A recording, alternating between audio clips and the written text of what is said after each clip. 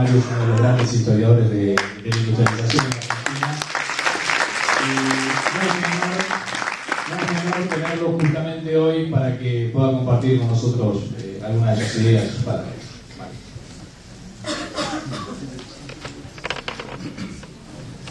Bueno, muchas gracias a todos ustedes. Yo no he participado demasiado de esto, quizás porque tuve algunos problemas personales y luego porque, bueno, vengo de una larga batalla de los años 90 contra el neoliberalismo y distintos movimientos que quizás ustedes recordarán, con el Plan Félix, con el movimiento Argentina Resiste y con otras cosas. Y bueno, llega un momento que se va a dedicar más a escribir, a trabajar en lo suyo, y eso es lo que hice en estos años a través de diversos libros y la publicación periódica en artículos de revistas, distintas revistas, etcétera, y apariciones en público de distinto tipo. Por eso me excuso de no haber estado presente desde el principio en las asambleas. Estuve en la primera de todas y después no vine. Pero evidentemente me parece que este esfuerzo que hace Carta Abierta lo apoyo plenamente. Creo que me gustó mucho el hecho de que en las intervenciones anteriores comienzan a plantearse propuestas, comienzan a plantearse nuevos caminos para las políticas económicas y sociales que van a venir. Evidentemente, una de las razones de mi estar aquí es la nacionalización de YPF. Es el hecho de que la Argentina recupera un recurso estratégico por el que venimos luchando después de muchos años, de que el Estado comienza, esto ya lo planteé cuando la nacionalización de las AFJP, el Estado comienza a jugar un rol fundamental en la vida económica del país, y también me parece muy importante lo que dijo el compañero antes, en el sentido de que es necesario tener otro tipo de Estado, ¿no es cierto? Que este Estado que tenemos no nos sirve, que este Estado que tenemos es el que hizo las políticas neoliberales de privatizaciones, etcétera, en el pasado. Se habló de la profesionalización del Estado. Bueno, esto tiene que tener también un marco, esto tiene que tener nuevas instituciones. Me parece que allí hay que trabajar mucho. Pero yo quería señalarles especialmente el hecho de que tuve no sé si la suerte o no, de que gracias a un artículo mío, el Financial Times publicó un artículo en inglés mío que salió sobre la privatización, la nacionalización de YPF, junto a otro de Martín Ladrado, que decía todo lo contrario. Pero por suerte mi artículo tuvo más audiencia que Martín Ladrado, y creo que llegó a mucha más gente, y me parece que es muy importante que nuestros intelectuales se hagan ver en el mundo. Creo que hay una imagen negativa de la Argentina que no es una imagen que viene solamente de estos gobiernos, de este gobierno, sino que es una imagen muy vieja. Los historiadores la conocemos muy bien y que hay que cambiar. Y me refiero también al famoso artículo de Krugman, al que la presidenta hizo referencia, que salió en el New York Times.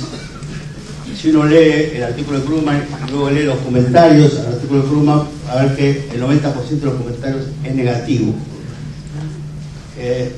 Nos alegramos porque Krugman comprenda de alguna manera la realidad argentina, pero también tenemos que estar pensando qué es lo que pasa en el mundo con nuestro país, por qué a Brasil la consideran de una manera, a nosotros nos consideran de otra. Esta es una vieja historia. Tenemos que remontarnos a la historia de la Argentina para poder entenderlo, ¿no? Bueno, quería señalarles en este sentido un aspecto que en los comentarios al artículo de Krugman se planteaba con mucha fuerza, porque creo que debe estar en los oídos de todos ustedes, que es el tema de la inflación, ¿no? Es decir, la mayoría de las críticas radicaban en el hecho de que, si bien la Argentina tuvo un mayor desempeño económico por el crecimiento de su Producto Bruto en los últimos años, incluso que Brasil, esas cifras no estaban adecuadas a la realidad porque incluyen, digamos, un sistema de precios que no se corresponde a través del INDEC con lo que ocurre realmente en el país. Quiero señalarles aquí dos cosas o tres que tienen que ver con esta cuestión, que me parece muy importante y me parece que está en la preocupación de todos ustedes. En primer lugar, un tema que es fundamental. No hay ningún indicador que pueda tomarse aislado. Es fundamental tener en cuenta, cuando uno habla de inflación, hablar también del crecimiento, de la tasa de inversión, de la desocupación, de la distribución de los ingresos. Es decir, hay toda una canasta de cuestiones que hay que tener en cuenta para ver el desempeño de una economía, y incluso más los economistas hoy día, los economistas heterodoxos, están planteando el tema no del punto de vista del producto, sino de los ingresos. Está el informe Stiglitz, que fue pedido especialmente por Nicolás Sarkozy, para poder ver cómo se calculan en forma muy distinta las estadísticas en relación a los cambios que se han producido en la economía mundial en los últimos años. Entonces, hay un problema de cálculo estadístico que es necesario cambiar. Pero por otro lado, una referencia histórica. Y esto es algo que es incontrovertible. La Argentina, si ustedes lo ven desde los años 30 en adelante, y hablo de los años 30 para no irme mucho más atrás, porque no había estadísticas, la Argentina está viviendo en estos momentos un desempeño económico único. Ni siquiera en los periodos de mayor crecimiento que tuvo el país, yo tengo toda la tabla de crecimientos, hubo niveles de inflación de este tipo, incluso aceptando que la inflación es el doble de la actual, de la que plantea el INDEC.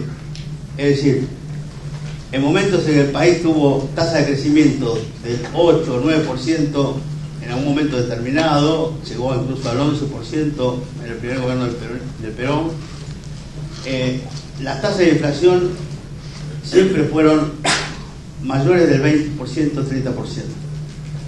¿No? Esto tenemos que tenerlo presente, y cuando no fueron así, cuando las tasas de inflación, sobre todo en la época de la convertibilidad, bajaron a cero o a menos cero, la tasa de crecimiento fue nula. La distribución de ingresos fue la peor que tuvo el país, las tasas de desocupación fueron las más altas que tuvo el país. Entonces, incluso aceptando una tasa de inflación del 20%, estamos en una situación muchísimo mejor que los países, incluso europeos o Estados Unidos, que tienen tasas de crecimiento casi nulas o del 1%, con inflación también del 1%. Y recordemos que las grandes crisis del capitalismo contemporáneo fueron crisis de deflación y no de inflación, ¿no? Fueron crisis de deflación con alta desocupación. Por lo tanto, este tema tenemos que verlo en primer lugar desde este punto de vista. En segundo lugar, yo pediría a alguien que me pueda decir qué empresa que se dedica a estudiar o qué estudio que se dedica a estudiar el tema inflacionario ha puesto la metodología de trabajo de esos estudios, de ese IPC, lo ha puesto sobre la mesa, lo ha hecho público. No conocemos exactamente nada de lo que de cómo aparecen esas cifras. Recuerdo el caso ustedes lo deben recordar, el caso de Nicolás Salvatore. Nicolás Salvatore fue alumno mío, fue becario mío, el que en un momento determinado dijo que si él quería le ponía una inflación del 40% a la Argentina, se daba la gana. Entonces, todo este tema es un tema que nosotros tenemos que tener una respuesta, dar una respuesta histórica desde el punto de vista de ver qué es lo que pasó en la Argentina en el pasado. Recordemos que cuando Martínez Dios subió al gobierno como ministro de Economía, la inflación era del 333% y dijo que su principal objetivo era bajar la inflación. Sí, la bajó al 150%. Quiero señalar esto, ya no hablemos de la hiperinflación o de situaciones de hiperinflación. Hablemos de situaciones que no llegaban todavía a hiperinflación, aunque eran inflaciones muy altas, ¿no? Y si medimos, yo les voy a decir los 2 años en que hubo menor inflación en la Argentina, fue de la época de industrialización, digamos, porque en la época anterior prácticamente no hay estadísticas, hay muy pocas estadísticas. Fueron en 1953 hubo 3,5% de inflación durante el gobierno de Perón. En 1954 hubo también muy poca inflación, menos de un dígito, y después en 1969 hubo 9,6% de inflación, y luego siempre hubo más del 20-30% de inflación anual. Pero por eso tenemos que ver inflación y lo otro qué, y crecimiento qué, discutiendo también la cuestión de qué sentido tiene la medida, como lo hace el informe Stiglitz, de discutir el tema, de plantear el tema del Producto Bruto como el elemento esencial para medir la riqueza de un país. Hoy día debe haber otros instrumentos, y además porque hay mucho tipo de riqueza que no se puede medir a través del Producto Bruto, muchos servicios, todo el tema informático, todo el tema de los medios de comunicación, es muy difícil medirlo a través del Producto Bruto. Entonces creo que este es un punto importante que tenemos que tener en cuenta en esta cuestión, y creo que bueno, tenemos que educarnos un poco más, ver un poco más la historia económica del país para ver en qué situación estamos en estos momentos. Las medidas que tomó la presidenta en los últimos tiempos fueron esencialmente de reconstrucción del país. De ahora en adelante tenemos que ver cómo podemos aprovecharlas positivamente. Evidentemente uno de los elementos que nos enseñó lo de Repsol fundamentalmente es el rol negativo que jugó a la inversión extranjera en la Argentina en los últimos años. El tema es un viejo tema que tenemos que discutir. Se discute, la CEPAL dice Brasil recibe mayor inversión extranjera, México recibe mayor inversión extranjera que la Argentina. México está en una crisis profundísima. La inversión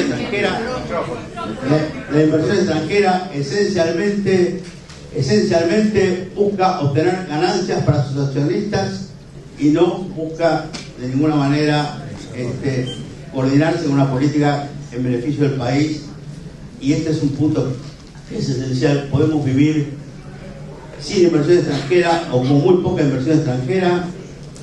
Tenemos que conseguir que nuestra propia burguesía nacional invierta en el país, y esto es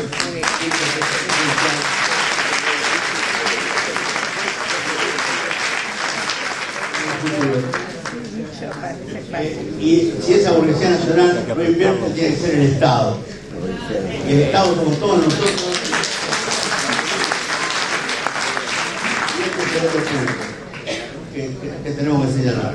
Bueno, yo quería marcar algunas de estas cosas porque son las que la prensa difunde diariamente, las que aparecen en las cartas de los lectores, las que aparecen en las críticas que se hacen habitualmente cuando uno plantea las cuestiones positivas, las políticas positivas de este gobierno, y me parece que tenemos que tenerlo bien en claro, tenemos que tener muy en claro todas estas cuestiones. Por otra parte, terminando con el tema de la inflación, tenemos que tener muy en claro de que es necesario obrar contra los factores monopólicos que a mi juicio son una de las principales causas de la inflación. El gobierno tiene todavía tareas por delante,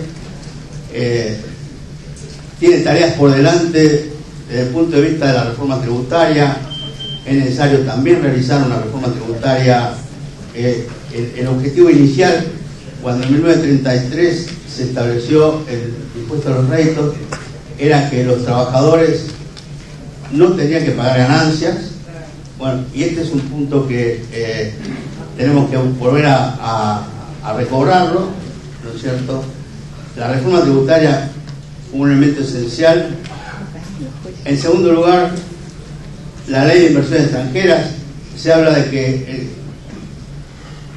de la fuga de capitales no la hace el chiquitaje, la fuga de capitales la hacen las grandes multinacionales, y tenemos una ley de inversiones extranjeras que viene de la época de la dictadura.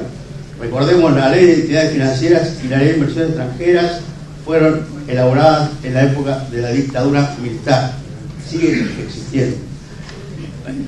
Sé que es difícil, sé que Charo de Repsol levantó una polvareda en el mundo, pero me parece que es necesario insistir en este tipo de cuestiones y recordar de que en última instancia en el mundo capitalista rico es el Estado el que ha terminado salvando a los bancos, a las grandes empresas multinacionales, que son las que han causado la crisis que ahora están viviendo. Entonces me parece que las políticas que el gobierno está adoptando actualmente son absolutamente correctas.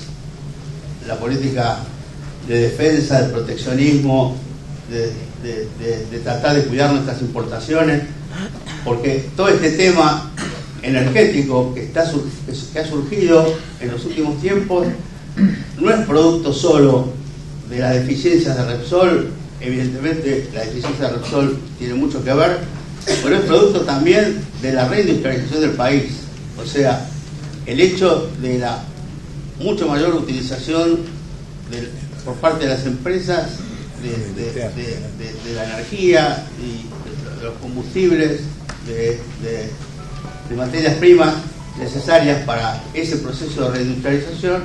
Evidentemente esto ha traído un desbalance energético, ¿no?, independientemente de la actuación propia y negativa de Repsol en este sentido. Como esta reindustrialización tiene que seguir, como por otro lado, evidentemente desde el punto de vista del comercio exterior es probable que haya en el futuro problemas desde el punto de vista de las exportaciones, por la baja general del comercio mundial. Entonces me parece que esta medida que se toma ahora es una medida que tiende a defender no solo la cuestión comercial, sino fundamentalmente la continuidad del proceso de reindustrialización del país que el gobierno ha emprendido. Creo que estamos en el camino correcto. Quizás algunas medidas se han tomado, como se dice, teniendo en cuenta el contorno, el entorno, el tiempo, la coyuntura, etcétera, etcétera. Es necesario seguir tomándolas. a pesar de que se puedan cometer errores, es necesario continuar este camino, que me parece que es el único camino para sacar a nuestro país del atosadero que tenía o que tuvo en el 2001. Actualmente nosotros sí creo que somos un ejemplo para el mundo, y ese ejemplo tenemos que hacerlo valer. Esto es lo que expresa lo de Krugman, esto es lo que expresa muchos economistas heterodoxos que están comenzando a ver a la Argentina de una manera distinta. Bueno, nada más, simplemente